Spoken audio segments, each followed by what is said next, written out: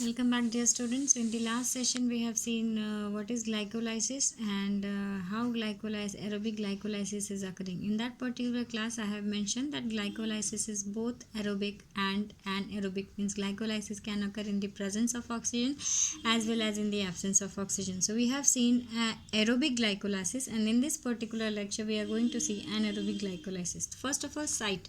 So like aerobic glycolysis, anaerobic glycolysis also occurs in the cytoplasm.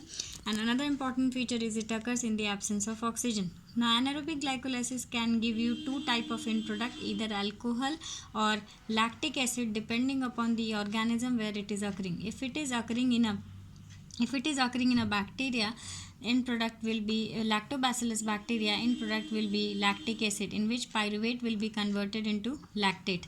If it is occurring in a yeast or Saccharomyces cerevisiae, the end product will be glucose will be converted into alcohol or ethanol. How does it occur? We'll see. First of all, we'll see lactic acid fermentation. So in case of lactic acid fermentation, pyruvate is reduced to lactate by the action of enzyme lactate dehydrogenase. So lactate dehydrogenase is an isoenzyme. So what is isoenzyme? Isoenzymes are enzymes which have so many isomeric forms. These forms will be structurally different, but they carry out same type of reaction. Example, it occurs in lactobacillus. We'll see the reaction. In this particular reaction, we'll see this is pyruvate, and this pyruvate, by the action of enzyme lactate dehydrogenase, one molecule of NADH is going to oxidize into NAD plus, and pyruvate is going to reduce to lactate. So this is called as lactic acid fermentation, and this lactic acid fermentation is occurring in lactobacillus organism. Second one is alcoholic fermentation. For example, if anaerobic glycolysis is occurring in an organism such as yeast, the end product is going to be ethanol. Now this reaction occurs in two steps. In the first step, where pyruvate is going to convert it into acetaldehyde by the action of enzyme pyruvate decarboxylase and thymine pyrophosphate occurring as a coenzyme, and Mg2 plus acts as a cofactor. So in this particular step 1, pyruvate will be converted into acetaldehyde by the action of enzyme pyruvate decarboxylase. In this step 2, acetaldehyde will be converted into ethanol by the action of enzyme alcohol dehydrogenase, and NADH is going to oxidize into NAD+. So this is going to convert pyruvate to ethanol when anaerobic glycolysis is occurring in the organism such as yeast. Next is, what are the difference between aerobic and anaerobic glycolysis? We'll compare aerobic and anaerobic glycolysis. So first feature is oxygen requirement. So in case of aerobic glycolysis, oxygen is needed. In case of anaerobic glycolysis, oxygen is not needed. ATP gain. In case of aerobic glycolysis, 8 molecule of ATP will be gained. In case of anaerobic glycolysis, only 2 molecule of ATP will be gained.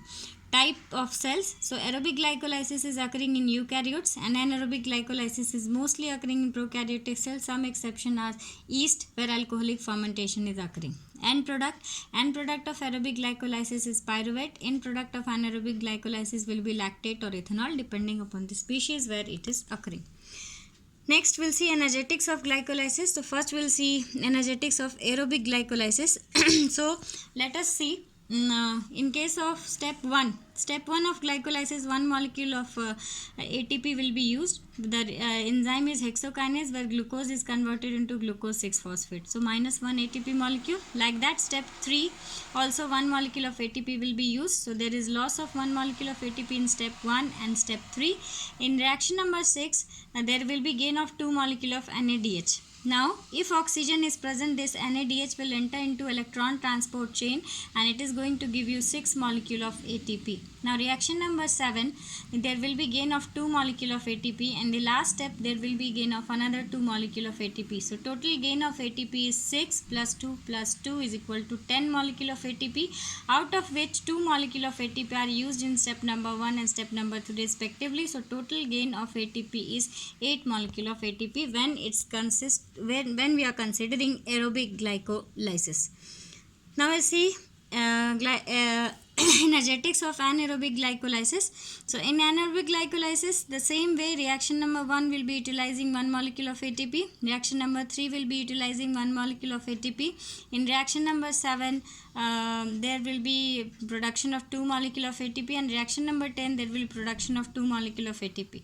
Now there will be production of NADH There will be production of NADH, but that NADH will be utilized in lactic acid fermentation or in alcoholic fermentation. So as they will be utilized in lactic acid fermentation and alcoholic fermentation, in the absence of oxygen, electron transport chain will not be occurring. So total gain of ATP will be 4 molecule of ATP minus 2 molecule of ATP is equal to 2 molecule of ATP. So these are the differences between aerobic glycolysis and anaerobic glycolysis, and it deals with energetics of glycolysis. Thank you.